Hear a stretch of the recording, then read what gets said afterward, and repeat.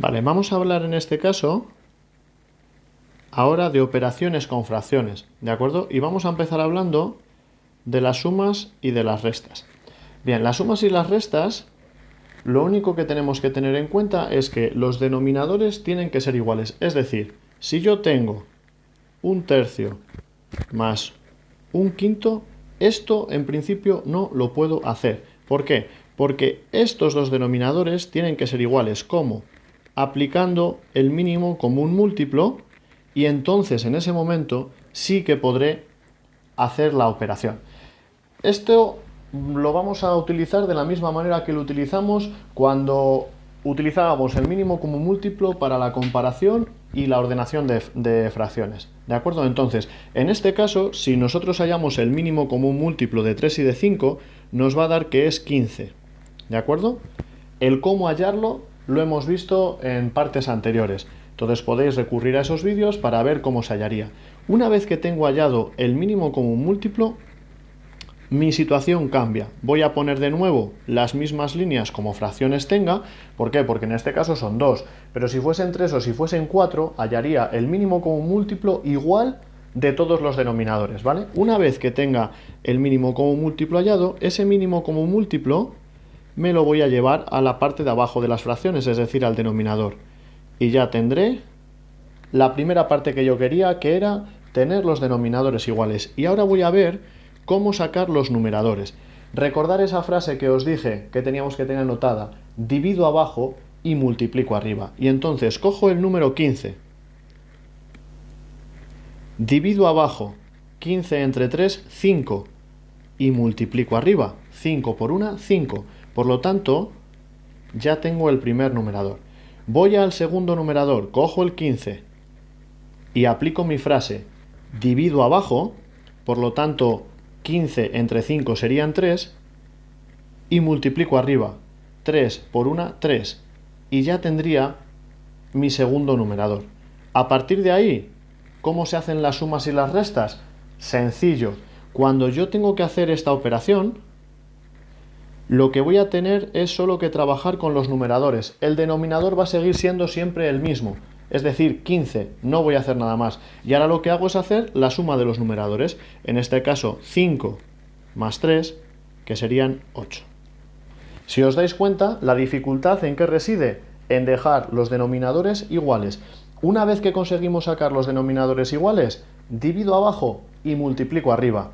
Para hacer la operación, el denominador que va a tener el resultado, da igual que sea una suma o que sea una resta, el denominador ya va a seguir siendo siempre el mismo, 15, y lo único que hago es ser obediente con los numeradores. Si me pide que los sume, los sumo; si me pide que los reste, los resto.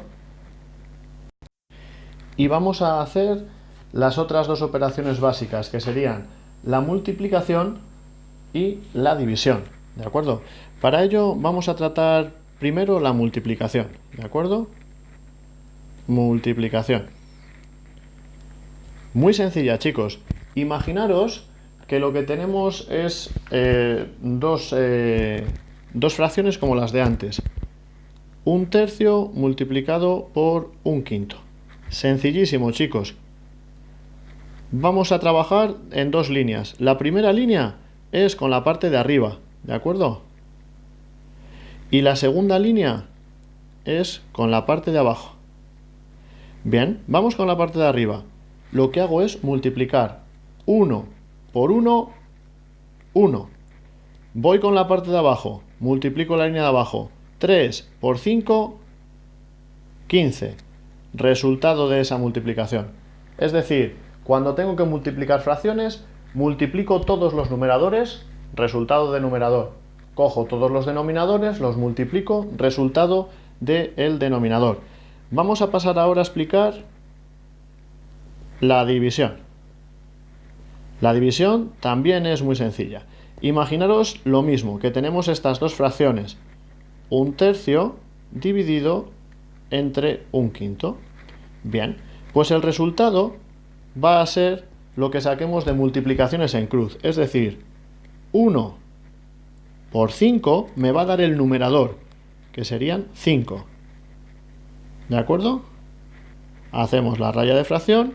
¿Resultado que nos va a dar el denominador? 3 por 1, 3.